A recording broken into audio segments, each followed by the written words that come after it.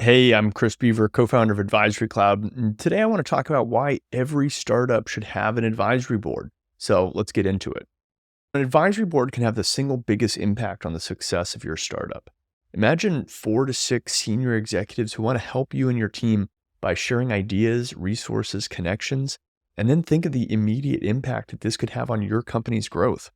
Whether your advisory board is focused on one specific challenge or opportunity, such as your next round of funding, or if it serves as a sounding board for overall strategy, an advisory board is one of the most underutilized tools in helping startups achieve their next level of success.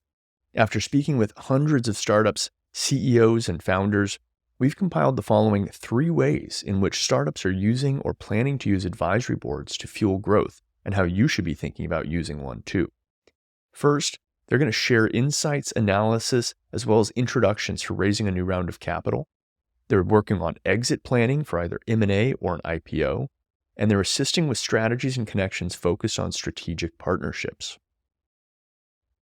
So what are the current goals or challenges for your startup? An advisory board can be an additional way to help ensure your goals are met or even exceeded, and will help serve as an invaluable sounding board for you. The ability to share ideas, challenges, and opportunities with executives outside of your company is a highly effective way to get feedback from someone on the outside looking in, which is an important perspective that should always be considered.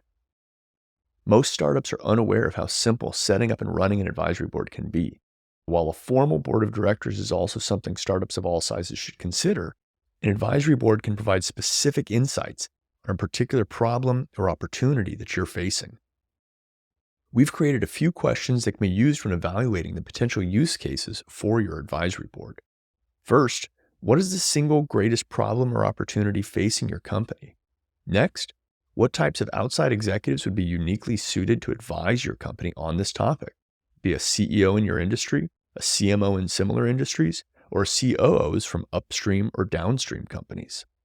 Third, how long do I expect to need assistance on this topic? Is this something you expect to resolve in 2 to 3 meetings over 1 to 2 months?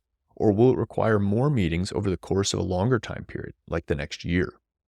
And lastly, how are you going to compensate your advisors? Will you pay them a flat hourly fee per meeting, a set quarterly amount, or a mix of cash and equity? When it comes to compensation, many cash-strapped startup CEOs will begin to question their need for an advisory board, but you shouldn't. Many executives are looking for opportunities to share their insights with companies that they're passionate about for less than may often be expected. It's not uncommon for advisor agreements, especially early on in the relationship, to begin at $1,000 for several hour-long conference calls, as both sides work to determine the best ways to provide value and move forward. So whatever the needs of your startup, an advisory board can be one of the best sounding boards and growth tools available.